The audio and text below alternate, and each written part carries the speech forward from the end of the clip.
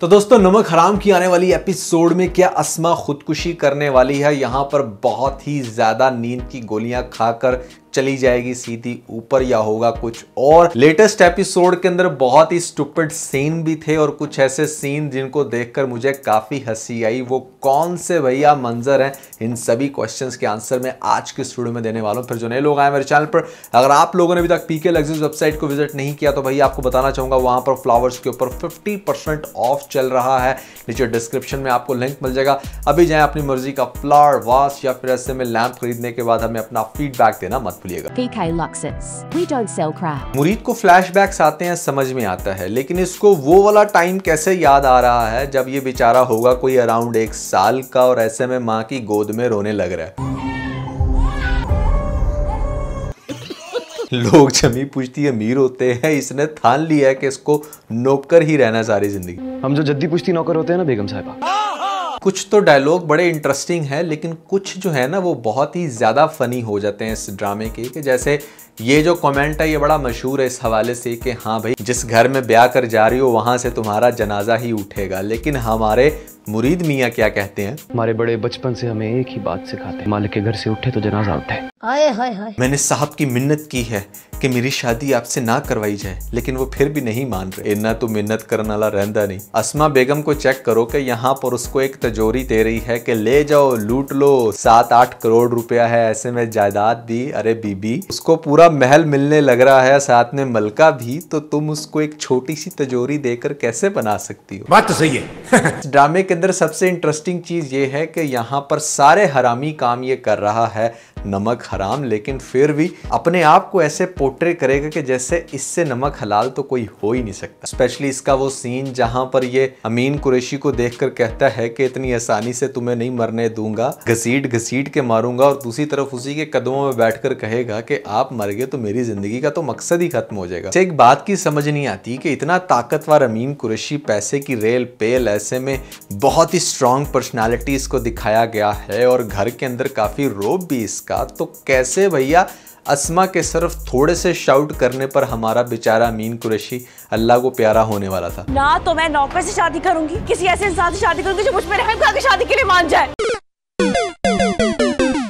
नहीं, ये बात तो मुझे भी समझ में आती है कि ये जो अमीर लोग होते हैं, थोड़ा बहुत बुखार हो या ऐसे में कोई चोट तो डॉक्टर को घर में बुला लेते हैं। लेकिन भैया आपको हार्ट अटैक हुआ है, यू नीड ICU सेटअप, ऐसे में बहुत ज़्यादा इक्विपमेंट चाहिए होता है, इमीडिएट आपको हॉस्पिटल में एडमिट समहाउ होना ही पड़ता है। लेकिन हमारे अमीन कुरैशी इन्ना को वड्डा नवाब दा पुत्र है कि उन्हें पूरे दा पूरा हॉस्पिटल ही घर बुला लिया, सारे इक्विपमेंट्स भी अरेंज हो गए हैं और ऐसे में डॉक्टर को देखकर लग रहा था कि वो भी इनके घर का मुलाजिम ही है। कोई ऐसी बात ना कीजिएगा जिसकी वजह से उनका ज़हनी दबाव बढ़ जाए। ऐसी कोई भी बात ना कीजिएगा जो इनसे बर्दाश्त ना हो सके। सो बड़ा ही को फनी कैरेक्टर था और अमल के कानों को देखकर मुझे बड़ी हंसी आती है कि मतलब कोई तो जगह छोड़ दो जहां तुमने छेद ना किया हो। I am seriously at a loss to understand कि लड़कियों को क्या इरिटेशन नहीं होती इतने ज्यादा सुराख करवा के? मतलब ठीक है, एक आधा इयरिंग तो अच्छा लगता है, डिसेंट लगता है, एक के साथ 2 कर लो। कईयों ने तो पूरा कान भरा होता है, जैसे वो हरामे जुनून के अंदर एक कैरेक्टर था स्पोर्टिंग, उस लड़की ने पूरा कान भरा हुआ था, साथ में नाक में नथनी भी डाली हुई थी। उसको तो मैंने मशवरा दिया था कि दूसरी जगह पर भी नथनी डाल ले, हमारे चेहरे का सारा फीलिंग द ब्लैंक वाला सीन ओके हो जाएगा। सो नेक्स्ट एपिसोड के अंदर क्या होगा? यहाँ पर चूंकि अस्मा की कोई सुन नहीं रहा और दूसरे नंबर पे उसे नजर आ रहा है कि भाई अब तो मेरी शादी होके ही रहेगी, तो घर से भागने वाला जो 2-3 दफा पहले वो कारनामा कर चुकी है, ना चाहते हुए भी वो बहुत बुरे तरीके से फ्लॉप हुआ, तो ऑल शी वांट के मतलब अब वो इस जिंदगी से छुटकारा हासिल करना चाहती है। जिसके हिसाब से मुझे ऐसा लगता है कि यहाँ पर हो सकता है कि वो खुदकुशी करने की कोशिश करे, बहुत ज़्यादा पिल्स वगैरह खाकर, लेकिन टाइमली उसको हॉस्पिटल में लेकर जाकर रिकवर कर लिया जाए और उसके बाद तो मतलब there will be no option कि जहाँ पर वो उस रिश्ते से डिनाई करे। तो एक बात तो कंफर्म है कि यहाँ पर आगे जाकर इसकी मुरीद के साथ शादी होगी, लेकिन असल इंटरेस्टिंग सीन्स आपको शादी के बाद देखने को मिलेंगे, जो मैंने आपको पहले भी बताया था कि मुरीद के दिल में इतना जो गुबार है वो आहिस्ता आहिस्ता निकल कर बाहर आएगा और अस्मा को पता चलेगा कि उसके बाप का कैरेक्टर कितना बुरा है। इतना बुरा है कि यहाँ पर जो मुस्तफ़ा भाई दिखाए गए हैं उनके घर भी कोई कांड किए हैं ये अमीन कुरैशी भाई, और साथ साथ ये जो सुनीता मार्शल का कैरेक्टर है, इसका नाम मेरे जहन से निकल जाता है, क्या है भैया कमेंट्स में बताना। इसका पोल खुलकर भी अगली एपिसोड में आई होप के आ ही जाएगा, कि जहां पर बेगम को पता चलेगा कि इतने साल गुजरने के बाद भी हमारे हस्बैंड मियाँ जो हैं वो सीधे ट्रैक पर नहीं आए। तो ग्रेजुअली मतलब इस अमीन कुरैशी की जो सारी साख्त है ना वो तबाह होते हुए दिखाई जाएगी इसी के स्पॉइल्ड कैरेक्टर होने की वजह से। और यही मेरे ख्याल से इस ड्रामे का मेन क्रक्स है कि जहां पर आपके पास भले जितना मर्जी पैसा हो, जो मर्जी वकार दौलत आपने इकट्ठी करके रखी है, वो सब कुछ ज़ाया हो सकती है कि अगर आप अपने आप को कैरेक्टर वाइज अच्छा नहीं बनाते। और दूसरे नंबर पर जिस इंसान से आप ये एक्सपेक्ट करते हो ना कि हाँ ये तो आपका मुलाजिम है 20, 25, 30 साल से, किसी भी टाइम कुछ भी हो सकता है। रियलिटी के अंदर भी ऐसी एग्जांपल्स हैं कि जहां पर लोगों ने अपने गार्ड रखे थे, अपने मुहाफिज, और जब वो इंगेज हुए अपने ही मुलाजमों के तो उन मुलाजमों ने उनके ऊपर फायर खोल दिए। बुरी बात है लेकिन मतलब रियलिटी में भी ऐसा हो रहा है। तो इट्स अ गुड एग्जाम्पल।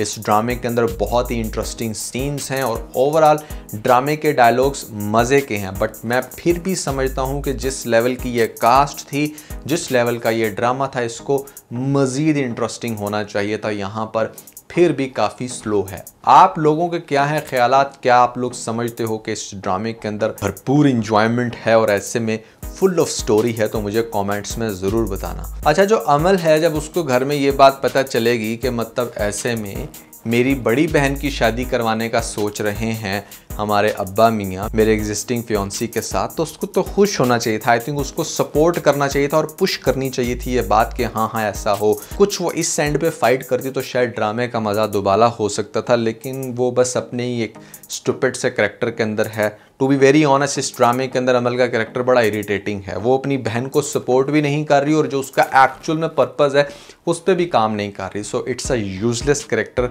आप लोगों को क्या ये कैरेक्टर अच्छा लगता है या बुरा? कमेंट्स में ज़रूर बताइएगा। राहे जुनून के हवाले से बहुत सारे लोग कह रहे थे कि भाई रिव्यू क्यों नहीं आया। राहे जुनून के पिछले 2 एपिसोड पे जो मैंने रिव्यूज़ बनाए हैं वो को बहुत अच्छे नहीं गए, लोगों को मज़ा नहीं आ रहा ड्रामे का। तो आई एम जस्ट ट्राइंग के चलो ठीक है कुछ क्वेश्चन देते हैं इस ड्रामे को, 1-2 एपिसोड्स गुजरने देते हैं, लेट द स्टोरी प्रोसीड। उसके बाद फिर हम देखेंगे कि अच्छा हमने इसके ऊपर रिव्यू बनाने भी हैं या नहीं। लेकिन आप लोग क्या उसके रिव्यूज़ चाहते हो या नहीं? कमेंट्स में मुझे ज़रूर बता देना।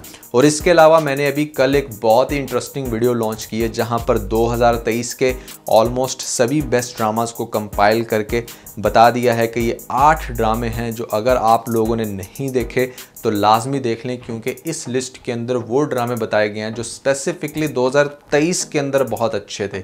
कोई पुराने या बहुत ही लेटेस्ट ड्रामों को डिस्कस नहीं किया जाएगा। सो ये कौन से ड्रामे थे ऊपर आपको लिंक मिल जाएगा, जल्दी से लिंक पे क्लिक करके वीडियो देख के अपना फीडबैक मुझे ज़रूर दीजिएगा।